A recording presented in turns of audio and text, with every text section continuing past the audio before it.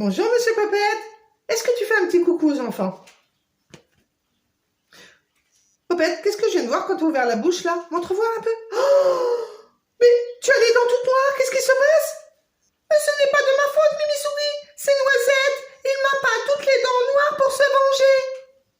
Pour se venger? Oui, de toutes les farces que je lui fais. Il m'a fait comme un pompon. Oh, mais Popette, mais oui, bien sûr, c'est l'histoire de Pompon aujourd'hui. Et j'espère que toi, ça t'aura servi de leçon de faire tout le temps des farces aux autres. Donc tu vas aller te nettoyer et moi, je vais raconter tout de suite l'histoire aux enfants, l'histoire de Pompon. À tout à l'heure, mes petits loulous!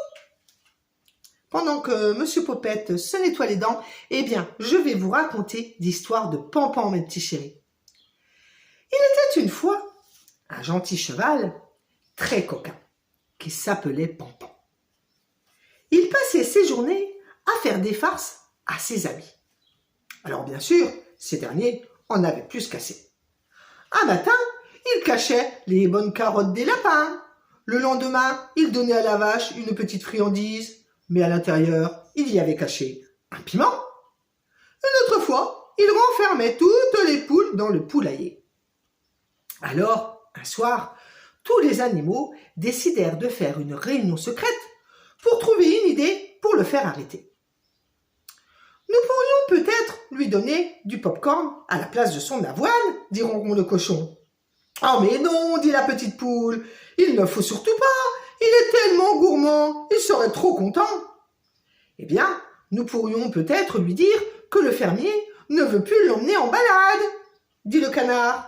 « Ah mais non, pas du tout, dirent les autres animaux, il est tellement paresseux, il serait bien trop content de pouvoir dormir toute la journée. » Alors, on pourrait peut-être l'embêter la nuit, dit le coq. Et oui, moi, je pourrais chanter toute la nuit.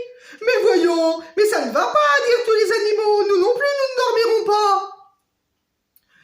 Eh bien, vous n'êtes jamais content, dit le coq. Alors trouvez une idée, vous qui êtes si malin. Mais bien sûr, le soir venu, personne n'avait trouvé de solution. Quand tout à coup, la petite poule s'écria. « Je crois que j'ai trouvé une idée. Approchez-vous, leur chuchota-t-elle tout bas. Je vais vous expliquer mon plan. » Le lendemain matin, quand Pompon se réveilla, il fit sa toilette et il se regarda dans la glace comme d'habitude pour admirer ses jolies dents. Et tout à coup, il poussa un cri.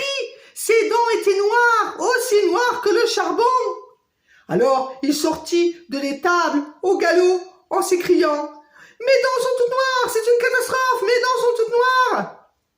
Tous les animaux arrivèrent en courant et lui dirent « Si tu nous promets de ne plus nous faire de farce, nous voulons bien t'aider à retirer tout ce noir. »« C'est vrai, vous feriez ça pour moi, leur dit Pompon.